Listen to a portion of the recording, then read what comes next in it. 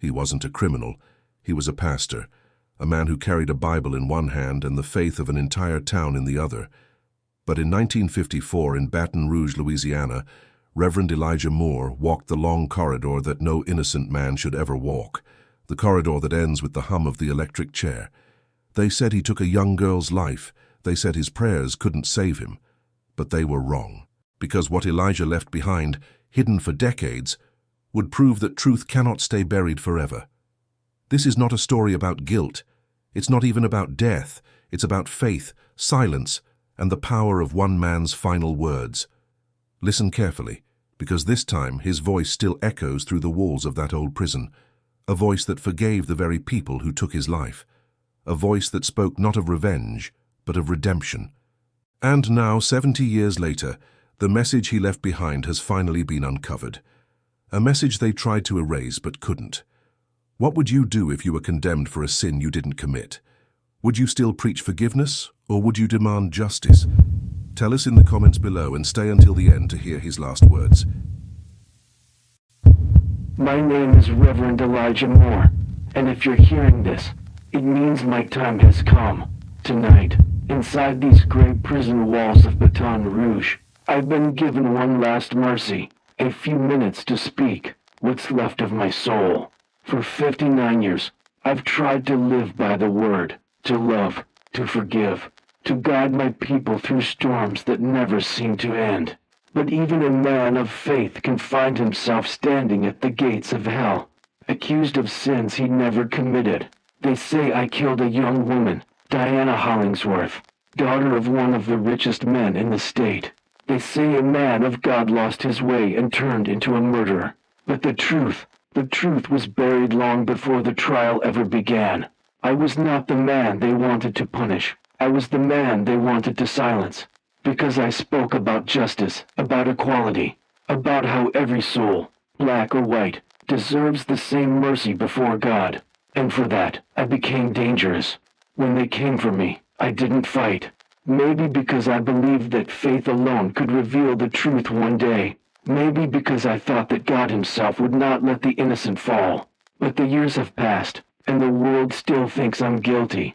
So tonight, as the lights flicker above this cold room, I will speak my truth, not in anger, but in faith, not to prove my innocence, but to leave behind the only thing they could never take from me, my voice.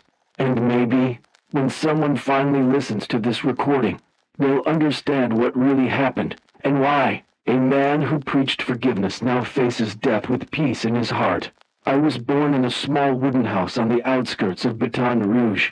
Back in 1895, my mother, Clara, was a woman of unshakable faith. She worked in the fields by day and sang hymns by night. My father, Jonas Moore, built that house with his own hands, though he never got to live in it long enough to see his children grow. He died when I was 7. A fever took him before we could say goodbye. Those were hard years in Louisiana. We had little, but faith made the days bearable. I remember the smell of rain on red soil, my mother's voice reading the Psalms by the light of a kerosene lamp, and the sound of the church bell echoing through the fields every Sunday morning. That sound meant hope. It meant we were still alive. I learned early that the world wasn't made for men like us. I saw the signs on doors that said colored only.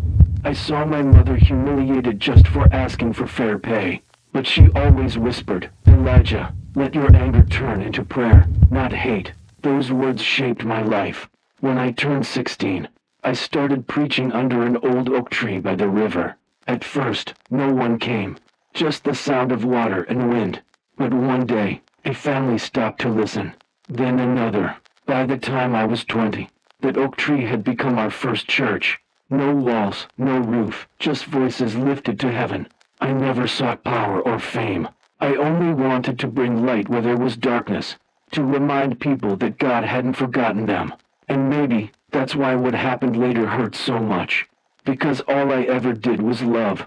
And somehow, that love turned into the reason they wanted me dead. Before the world called me a killer, I was simply a man of God, a husband, a father, and a pastor to a small but devoted congregation in the heart of Baton Rouge.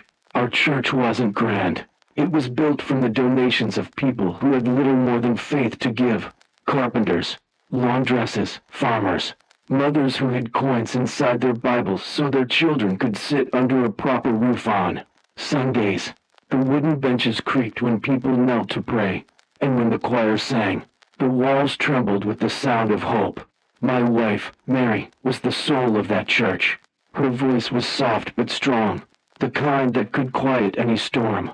She played the old piano that barely stayed in tune, and every time she sang Amazing Grace, even the hardest hearts melted. We'd been married for 28 years.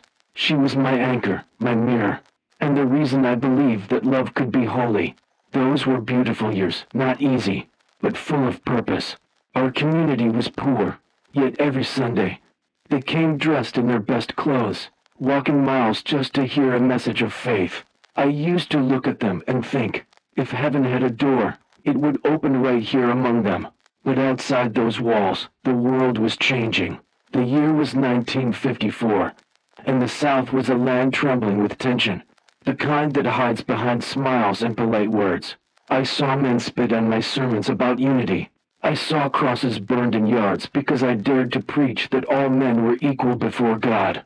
Some nights, Mary and I woke up to rocks thrown at our window, or the sound of a car slowing down outside the house and then driving off into the dark. Still, we stayed, because fear, I always said, is the devil's favorite hymn. Then came Diana Hollingsworth, a young woman barely 20, daughter of Charles Hollingsworth, a man whose money could buy anything except decency. She started coming to our church quietly, sitting in the back pew. She had a sadness in her eyes that didn't belong to her age. After the service, she often stayed behind to pray, alone. One evening, I asked if she wanted to talk. She said, "Reverend, I just need someone to tell me I'm not lost." I became her counselor, not by choice, but by calling. She confided in me things that broke my heart. She said her father's anger was not just words, that his control extended beyond what the world could see. She feared him, and the men he surrounded himself with. I prayed with her, told her that God's light can reach even the darkest places. But I could see in her eyes she didn't believe it anymore. Mary worried that the girl's visits would bring trouble, but I couldn't turn her away. I saw too many broken souls in my lifetime to deny one more, and maybe that was my first mistake. Rumors began. They always do, especially when truth threatens comfort. Some whispered that I was spending too much time with her. Others said they'd seen her crying in my office. In the South, a black pastor comforting a white girl was a sin no sermon could forgive. I tried to ignore it, to believe that the truth would protect me, that faith could silence hate. But faith doesn't stop bullets, and it doesn't stop whispers either. Then one night, Diana came to the church after dark. I still remember the rain tapping on the stained glass windows, and the flicker of candlelight on her face. She looked frightened, trembling. She said, "Reverend, I think he knows." I asked, "Who?" She just cried. That was the last time I ever saw her alive. The next morning, her body was found near the river, and before the sun had even risen, they were already knocking at my door. They said I killed her, that I took that young girl's life by the river. They said they found my fingerprints on her Bible, that she was last seen leaving the church after a private meeting with me. They said my shirt had traces of blood, and that someone heard us arguing that night. But no one ever asked why I would hurt a girl I prayed for. That Bible they spoke of, it was the same one she left in my office after our last session. I had touched it many times, flipping through her notes, her little scribbles in the margins. She wrote verses about freedom, forgiveness, and heaven. There was even one that said, "If I die, may the truth rise with me." But the police didn't care about words. They only cared about names. They said the blood on my shirt matched hers. But it wasn't blood. It was the paint from repairing the church rail earlier that week. White paint mixed with dust and sweat. But by the time anyone tested it, the story had already spread too far. And that supposed argument, it was never an argument. A neighbor said he heard raised voices, but what he heard was prayer. Diana had come frightened, trembling, whispering that her father was threatening her again. I told her that God watches over the innocent, that she had to stay strong. She cried, and I prayed aloud, loud enough for anyone outside to think it was anger. When they found her body near the riverbank, her dress torn, her hands folded over her chest, I knew what they would say before they even knocked. I could feel it, the way people stared as if my face alone carried guilt. They found a handkerchief near her, one with my initials, EM. But anyone from the church knew I gave dozens of those away every month. The women of the choir embroidered them for me to hand to parishioners. Yet, that little square of cloth became the rope around my neck. Then came the witnesses. One of the Hollingsworth servants claimed she saw me walking near the river that night. She didn't mention it was on the same road I took every evening to visit an old member who was dying. Another man, a drunk known for shouting at clouds, swore he saw me dragging something through the trees. When the defense questioned his sight, the courtroom laughed, but no one laughed for me. The sheriff came to arrest me at dawn. I still remember Mary's hands shaking as they placed the cuffs on me. She tried to tell them I'd been home all night, that we'd prayed before bed, that she'd fallen asleep beside me. But they didn't want her truth. They already had theirs. In the cell, I replayed it all, every word, every look, every silence. I asked myself if maybe I'd missed something, if perhaps Diana had come to me for more than guidance, if she'd been running from something darker than I ever imagined. They never investigated her father, not once. No one questioned why she had bruises on her arms that didn't match my hands, or why her father's driver disappeared the same week she died. When the trial began, the prosecutor painted me as a man hiding behind scripture, a wolf in holy robes. He said I used God to hide sin, that my sermons about forgiveness were a cover for guilt. And when the jury looked at me, I could see it in their eyes. They didn't see a man or a pastor. They saw color. They saw shame. There were moments I almost doubted myself, when the walls echoed my own voice and I couldn't tell if the world would ever hear the truth. But I didn't kill that girl. I swear it before the same God I've served all my life. And yet, I can't blame those who wonder, because in this world, when truth walks too quietly, lies learn how to shout. When they locked those cold iron doors behind me, I thought it would only be for a short while. I told myself that truth has a heartbeat, that sooner or later, someone would hear it. But in Baton Rouge, truth was something that only existed for those who could afford it. The first night in that cell felt longer than my whole life. The walls smelled of sweat and rust. Rats ran beneath the floor. And from the next cell, a man whispered the same prayer over and over, like a hymn gone mad. I tried to pray too, but the words caught in my throat. For the first time, I wondered if God was listening at all. They said the trial would be quick, and it was too quick. The courthouse was full before sunrise, not with believers, but with spectators. People didn't come to see justice. They came to see a spectacle. Some brought their children, some carried newspapers, and some brought stones in their pockets, just in case the verdict didn't please them. My lawyer was young and scared. He spoke softly, as if defending me might cost him his future. He tried to show the inconsistencies, the missing blood tests, the lack of fingerprints on the robe, the witnesses who contradicted each other. But the judge barely looked up. The jury, 12 white men, avoided my eyes. When I took the stand, I spoke from my heart. I told them about Diana's fear, about her father's temper, about the truth no one wanted to see. I told them I had prayed for her, not harmed her. I told them that love, real love, protects, it never destroys. But every word I said seemed to dig the hole deeper. They twisted my compassion into sin, my faith into deceit. The prosecutor asked if I'd ever been alone with her. I said yes, in prayer. He smiled, turned to the jury, and said, "Even the devil quotes scripture." That was the moment I knew it was over. Mary was in the front row. She didn't cry. She just sat still, holding her Bible against her chest. I saw her lips moving, praying silently for a miracle that never came. When the verdict was read, guilty of murder in the first degree, I heard her whisper, "God forgive them." They took me back to the cell that same night. No time to appeal, no time to breathe.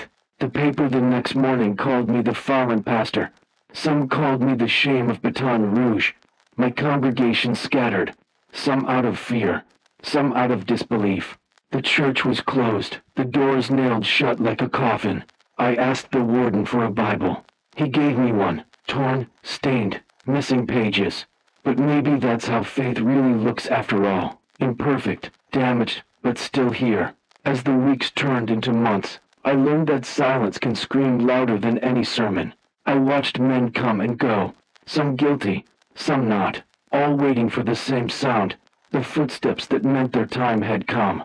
At night, I'd lie awake, staring at the cracks in the ceiling, wondering how a lifetime of service could end in this. I used to tell others that God's plan was perfect, but sitting there, with chains around my wrists, I started to wonder if maybe his plan had been lost somewhere between heaven and these concrete walls. Still, I kept praying, not for freedom anymore, but for understanding, because sometimes forgiveness isn't for those who hurt you. It's for those who refused to see the truth. If there's a pain deeper than losing your freedom, it's watching the ones you love lose theirs because of you. When they took me away, they didn't just take a man, they took the heart of a family, the breath of a home. Mary tried to stay strong. For months, she visited me every Sunday, always with that same quiet grace that made me fall in love with her 30 years ago. She'd bring food wrapped in cloth, verses written on scraps of paper, and a smile that trembled more each time. But the city wasn't kind to the wife of a condemned man. The neighbors stopped coming by. The women she once prayed with crossed the street to avoid her. The landlord raised the rent, claiming it didn't look good to have her living near respectable folks. Even our old friends from the church stopped answering her letters. In the eyes of the town, Mary Moore was no longer a pastor's wife. She was the widow of a living man. I remember one afternoon, she came to see me with bruises on her wrist. When I asked her what happened, she said she'd tried to shop at the market and someone threw an apple at her, shouting, "The devil's wife." I wanted to rage, to break the bars between us, to tell her to leave this place and never come back. But she just smiled through tears and said, "Elijah, the Lord stood silent before those who mocked him. I can, too." She was stronger than I ever was. Weeks turned into months. The prison visits grew shorter. The guards would find reasons to end them early. Time's up. Rules changed. Warden's orders. Sometimes they didn't let her in at all. When that happened, she'd stand outside the gates, holding her Bible against her chest, whispering the Psalms as the sun went down. The guards told me she never missed a Sunday, not once. I heard that she lost the house not long after. The bank claimed the debt was unpaid, though we'd never owed more than a few dollars. She moved into a small room behind the tailor's shop downtown, sewing clothes by hand to survive. And still she wrote to me, every week, every single week. I have 31 of her letters here, folded beneath my pillow. They smell faintly of lilac, her favorite scent. She never once said she doubted me, never once asked if it was true. Her words were simple: keep your faith. The truth belongs to God. But I know the world took more from her than she ever let me see, because the last time she visited, her eyes looked empty, like a candle burned too long. She held my hand and said, "They can take everything, Elijah, but they can't take your truth. Don't let them." I told her I wouldn't, and then they took her away. Visiting hours were over. That was the last time I ever saw her. They told me she fell ill soon after, pneumonia. By the time I asked the warden for permission to write, the letter came back unopened. Recipient deceased. I still pray for her soul every night, not because I think she needs it, but because I do. She carried my faith when mine was too heavy to lift, and I like to believe that somewhere beyond these walls, she still does. The years have a way of melting together in this place. Days become weeks, weeks become months, and months become something that no longer belongs to time, only to memory. I stopped marking the walls after the first year. There are too many scratches now, too many ghosts carved in stone. They say a man gets used to prison, but that's a lie. You don't get used to losing the sunrise, or the laughter of children, or the sound of your name spoken with love. You just learn how to breathe without them. I spent 20 years on death row, 20 years listening to the same echo of footsteps every morning, the same metallic clang of the meal trays, The same silence after a scream. I saw men arrive with rage in their eyes and leave with peace in their souls. Or the other way around. Some found God here. Others cursed his name until their last breath. Me, I spoke to him every night, though I wasn't sure he was still listening. My cell was small, 6 steps from the bed to the bars. The paint peeled off the walls like old skin. The air was heavy, thick with despair and dust. But there was one thing they couldn't lock away, the voices. Not the voices of madness, but of the past. Mary's laughter. The choir singing what a friend we have in Jesus. Diana's trembling voice asking, "Am I lost?" They lived here, inside me, whispering through the cracks of memory. There were fights, too. Fights you didn't see. The kind fought with eyes and silence. Some prisoners hated me for being a preacher. They said, "Your God didn't save you, Reverend. Why should he save us?" Others came to me at night, asking for prayers, confessions, forgiveness. I gave what I could, even here, even condemned. I believed redemption still belonged to everyone, even to those who'd stopped believing in it themselves. But faith didn't keep me safe. There was a guard, Officer Barnes, a man who made it his mission to break me. He'd slam the bars just to see me flinch, pour water over my Bible, whisper things like, "She screamed your name when she died." I never answered, not once, because if I had, I would have lost the last piece of myself that still belonged to peace. Some nights, the smell of burned wires filled the air. The chair was being prepared. You'd hear a prayer, a cry, sometimes a laugh too, right before the sound cut through the silence like thunder. Then the lights would flicker, and everyone would know. One less voice in the dark. I remember the day the warden told me my time had come. He looked tired, maybe even sorry. He said, "Moore, it's been 2 decades. You've got one last request." I asked for a tape recorder. He looked at me like I was mad, but I told him, the truth doesn't die when a man does. Sometimes it just waits for someone brave enough to listen. He nodded, and that's why I'm here now, talking to this machine, leaving behind the only part of me the world couldn't sentence to death, my words. If I've learned anything after all these years, it's this: time doesn't wash away lies. It only makes them quieter, until someone dares to press play. Some nights, I used to ask God if he was still here, if he still walked these halls where men waited to die. I'd close my eyes and whisper, "Why me, Lord? Why let a lie live longer than truth?" But he never answered. Not in words, at least. Only in silence. At first, that silence felt cruel, like being locked in a room where even heaven had turned its back. I wanted to hate the world. I wanted to hate the men who condemned me, the judge who wouldn't look me in the eye, the jurors who decided my fate before the trial even began.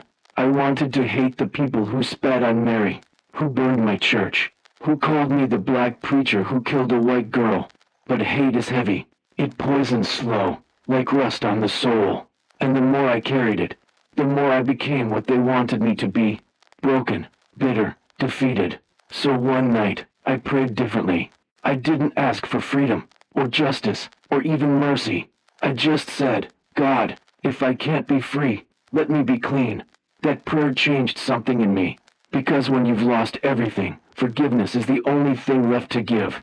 I began to write letters, not for the newspapers, not for the courts, but for the men here. Letters of faith, of reflection, of what I once preached beyond these walls.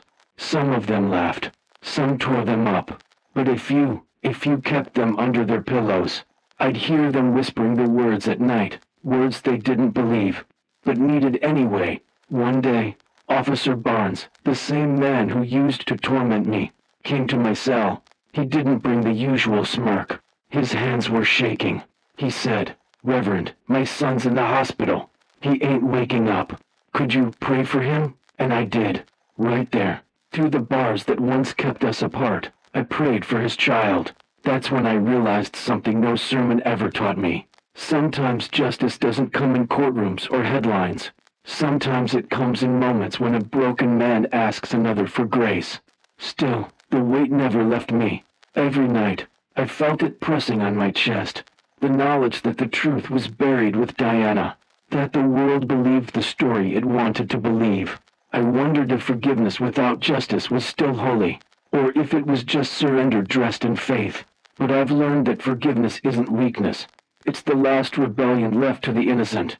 Because when they take your name, your freedom, your dignity, and you still refuse to hate them, you win something they can't touch. Now, as the hours grow shorter, I can feel that weight easing, not because the world changed, but because I did.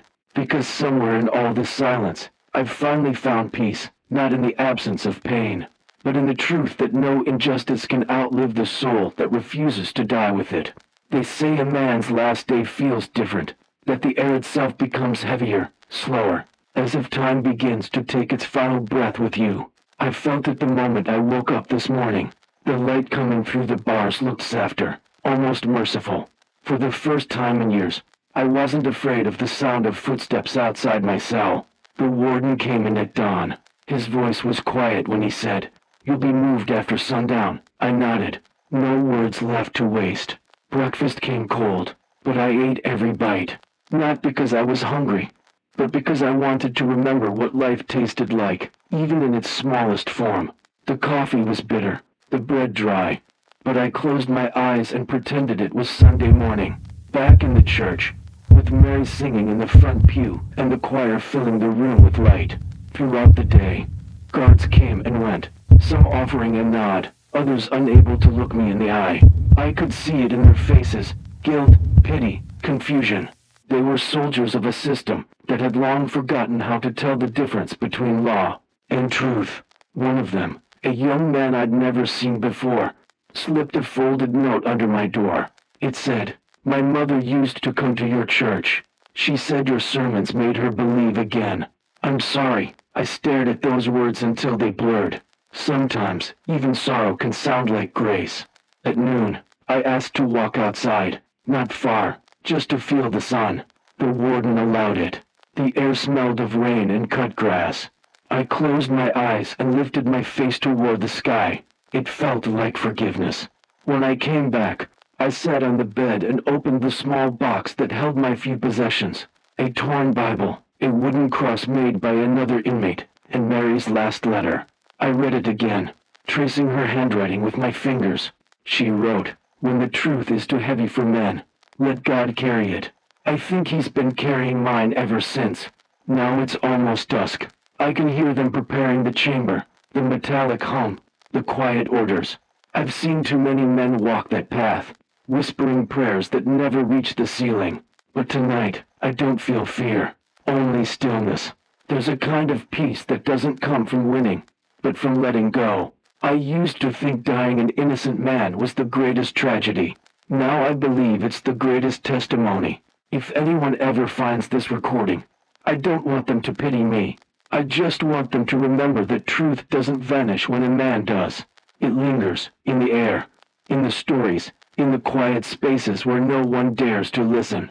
The sun is setting now. I can see its reflection on the metal bars, golden, like the light of a church window. And for the first time in 20 years, I feel free. Night has come. The lights outside my cell are dimmer than usual. Or maybe my eyes have grown too tired to see them clearly.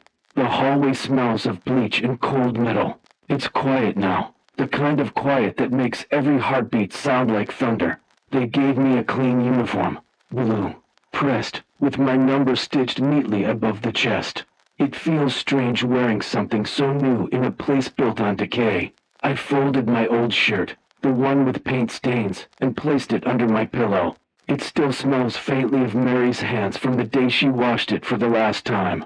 The priest came earlier, though I think he was more afraid than I was. He read a few verses, stumbled over the words, and then asked if I had anything to confess. I smiled and said, "Father, I've been confessing for 20 years. He nodded, closed his book, and left without looking back. For a while, I sat on the edge of the bed and listened to the world breathing. Somewhere far off, I could hear the hum of the generator, the one that feeds the chair. It's a sound I've lived beside for half my life. But tonight it feels different. Louder, closer. I took out the recorder again.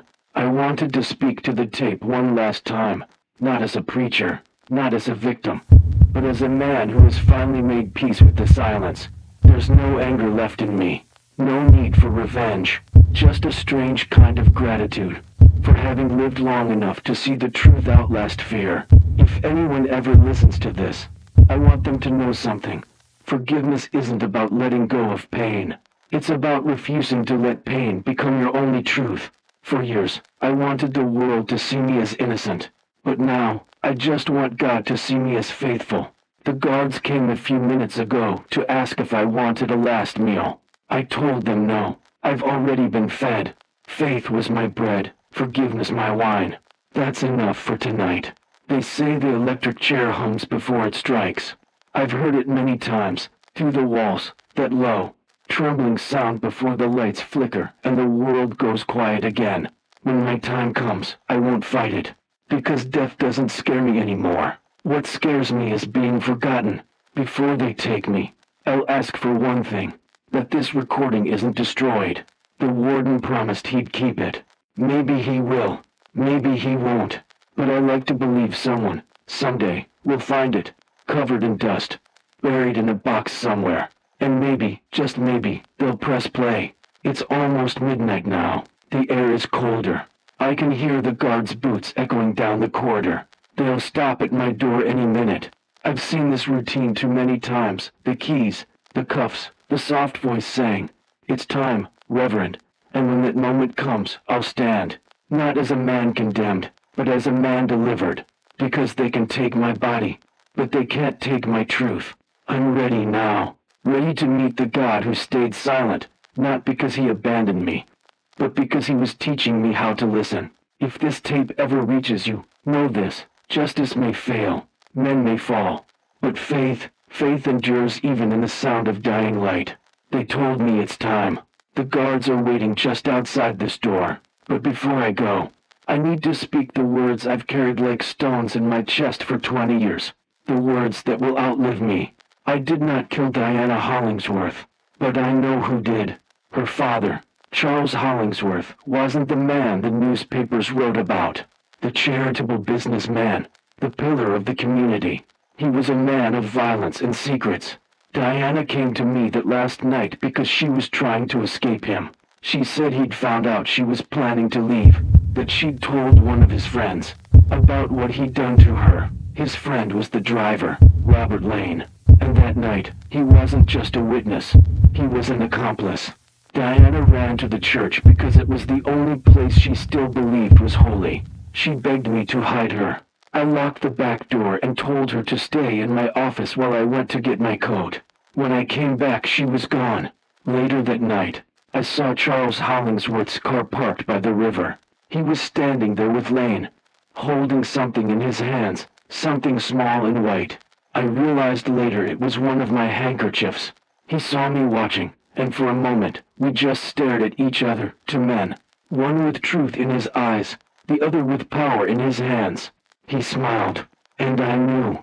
The next morning, they found her body where his car had been.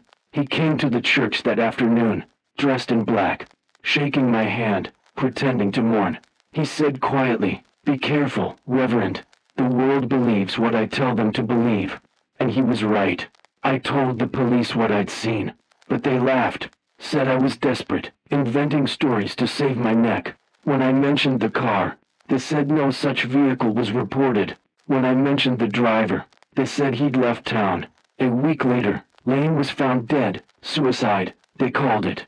And that was the end of the investigation. For years, I kept silent. Maybe I was afraid.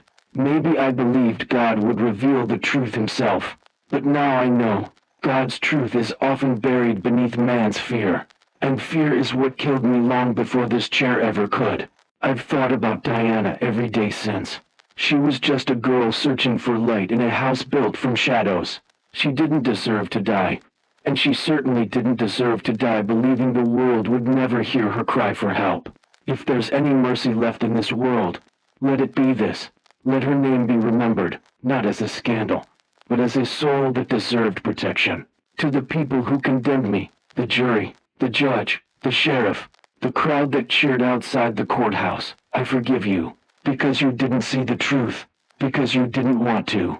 You saw what power wanted you to see, but power fades. Truth doesn't. To Charles Hollingsworth, if you're still alive, and if this tape ever finds you, I want you to know something.